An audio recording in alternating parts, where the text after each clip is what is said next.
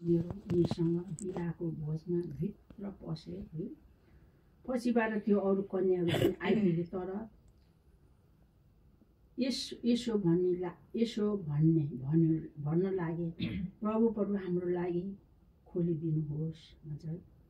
अनि यो तेलको कुरामा हाम्रो नेपालमा चाहिँ यो इन्भर्टर राख्छ क्या, त्यो बत्ती सक्नु साथ इन्भर्टर बाल्छ आफै बोल्छ।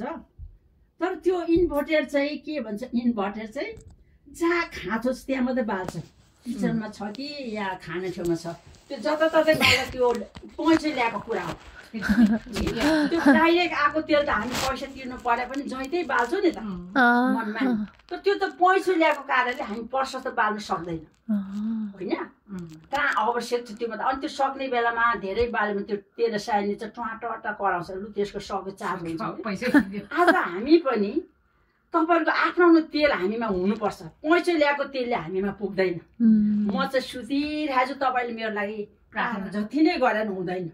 तेल त हामी व्यक्तिगतमा हुनुपर्छ होइन होइन। हामीमा तेल छ भने मात्र यो व्यक्तिगतको कुरा हो, क्रिस्चियन जीवन चाहिँ होइन। हामी प्रार्थना त गर्छौँ होइन, राम्रो हो, बाइबलमा लेखेछ। तर हामी व्यक्तिगत जीवनमा तेल छैन भने नि आज त्यो पैसा ल्याएको तेल चाहिँ प्रशस्त हुँदैन। तपाईँहरूको जीवनमा म प्रशस्तताको तेल व्यक्तिगतमा देखेँ, मलाई एकदमै खुसी लाग्यो। हामी पैसा माग्ने मान्छे होइन, पैसा ल्याएको चाहिँ प्रशस्त हुँदैन। त्यस कारणले हामी सङ्गतिमा जानु, बाइबल पढ्नु, यो चाहिँ हामी एकदमै नभइरहने कुरा हो। त्यो कुरा चाहिँ हाम्रो आत्मामा तेल भएको हुन्छ।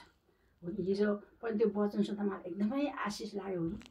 एउटा न एउटा वचन हाम्रो जीवनमा काम गरेको हुन्छ होइन। त्यस कारणले प्रभुलाई धन्यवाद होस्। हामी चाहिँ पैसा माग्ने जाति होइन। हामी त प्रार्थना त गर्छु, त्यो राम्रो कुरा हो होइन, आफ्नैमा त कहाँ गरिबस्छु त है।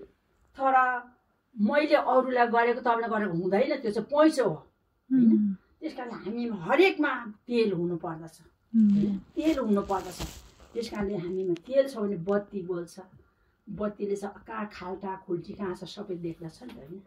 त्यस कारण त्यो अन्धारो आफै हटेर जान्छ। त्यस कारणले आज यहाँ 10 कन्यामा 5को चाहिँ 5 मूर्खतामा गनियो, 5 चाहिँ बुद्धिमतीमा गनियो। जसको तेल थिएन त्यो चाहिँ मूर्खतामा गनियो, त्यो ढिलो हुनु गयो। 5 बुद्धिमती चाहिँ एकदमै जागो प्रभुको बाटो हेर्ने हो, प्रभुको बाटो हेर्ने। त्यो तेल कहिले निप्नु दिनु भएन, घट्नु दिनु भएन।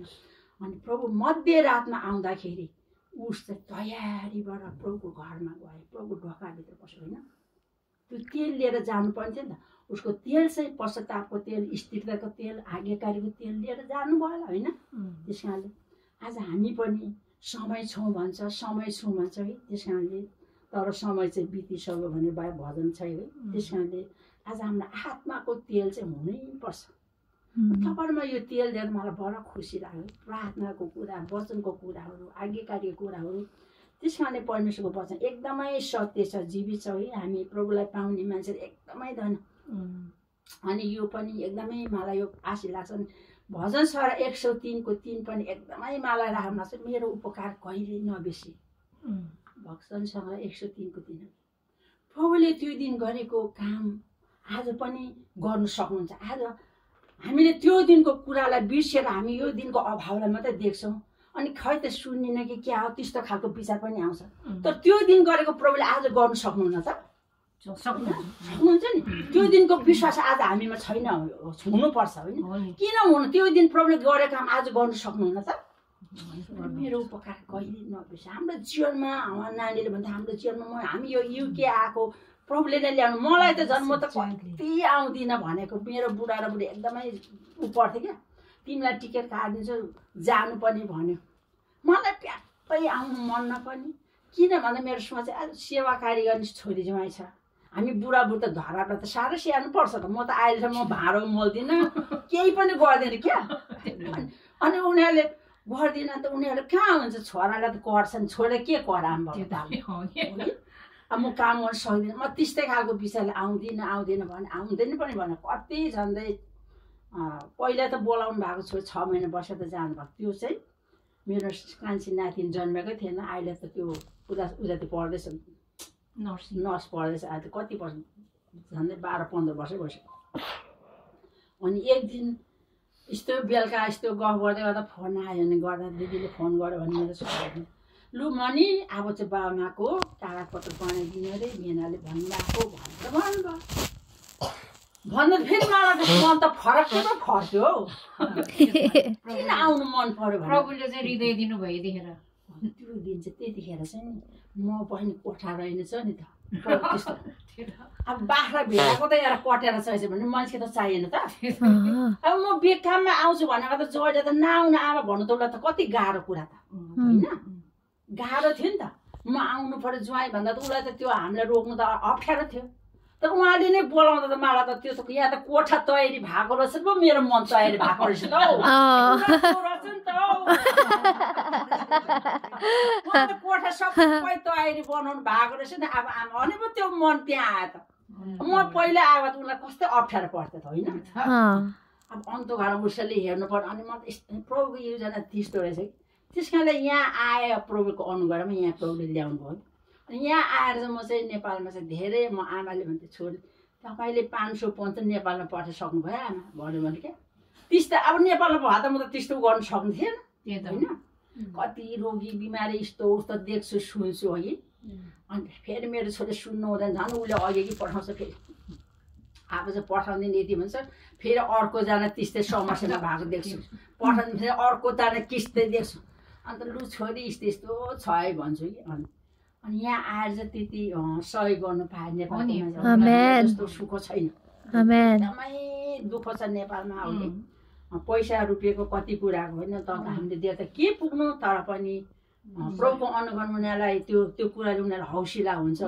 प्रभुलाई धन्यवाद होस् भन्नु प्रभु चाहिँ त्यस्तो महान प्रभु हुनुहुन्छ है तर प्रभुको योजना अनि मेरो उपकार नबिर्सी भन्ने मलाई त्यो वचन मलाई साह्रो मलाई एक समयमा त्यो वचनले मलाई काम गर्यो अनि अहिले पनि हाम्रो जीवनमा धेरैभन्दा धेरै त्यो परिस्थिति आएको नआएको भने कति आयो तर त्यो परिस्थितिलाई पनि प्रभुले नै समाधान गर्नुहुन्छ गरे पनि गर्नुहुन्छ अझै पनि गर्नुहुन्छ होइन परिस्थितिबाट त्यस्तो अप्ठ्यारो असिलो पनि प्रभुले हामीलाई अनुग्रह गर्नुहुन्छ गरिराख्नु भएको छ है त्यो मध्येमा नै प्रभुले हाम्रो जीवनमा अचम्मको काम गर्नुभयो कि अनि म युके आउनुभन्दा पहिला त्यो कागजपत्र बनाउनु त माथि कार्यालयमा गयो त्यो गेटबाट ठुलो छ गेटबाट बाहिर निस्किँदाखेरि तँलाई 3टा आश मिलेको छ भनेर त्यो भएर बोल्नुभयो के भनेको होला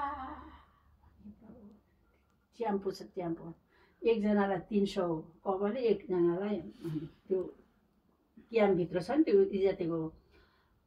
उजातिको यो उजाति के भन्छ यो कागजपत्र मिलाउने क्याम्पभित्र छ कि त्यहाँ फेरि अर्को क्याम्प म लान्छु आन्टीलाई के म त कुरा त यता पो लगेँ है वचन भन्दा वचन नै पनि आएको भयो त उसले त 150 मा लग्दै क्या अनि त्यो कुरा त त्यहाँ के होला प्रभु भने अन्त त्यो भजन 103 को कुरा ल्याएको मलाई आशिष भएको भरे त 3 जना व्यक्ति देखायो के हो म त के भन्नुभएको प्रभु म त के अब मान्छे जस्तो होइन आत्मा कुरा एकजना मलाई देखायो एकजना चाहिँ मेरो नातिले ठुलो नातिना देखायो एकजना सानो नातिना 2टा नाति के होला प्रभु देखाउँदै के होला भन्यो भरे चाहिँ मलाई चाहिँ युके आउने कुरा रहेछ होइन त्यो सबै काम अब ठ्याक ठ्याक ठ्याक मिल्दा आयो